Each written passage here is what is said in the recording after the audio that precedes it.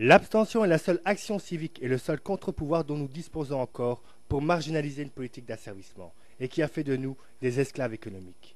Certains avancent que l'abstention est une injure à ceux qui se sont battus et se battent encore pour obtenir le droit de vote.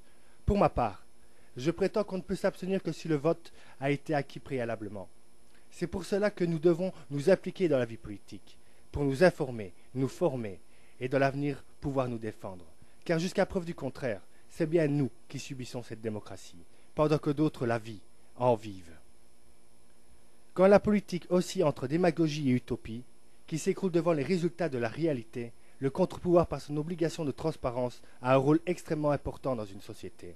Celui dans une voie d'avenir à explorer, porter des projets, des propositions, et jamais se satisfaire des seules propositions du pouvoir en place.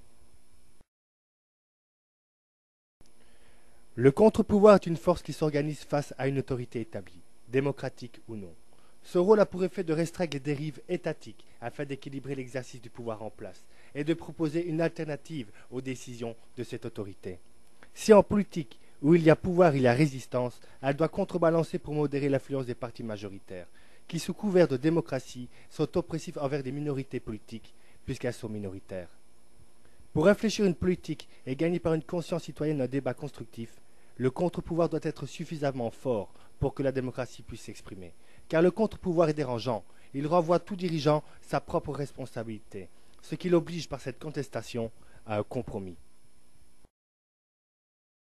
Pour maintenir sa propre autonomie par son auto-organisation, le contre-pouvoir doit développer des principes d'action directe en politique sociale et économique, sans être un pouvoir d'obstruction ou de blocage, ce qui est essentiel pour la survie d'une démocratie.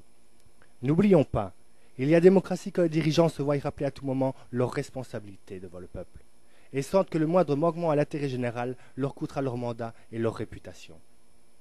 Alors que la misère s'installe de plus en plus en Belgique, l'enjeu est manifestement de garantir l'avenir pour bon nombre d'entre nous.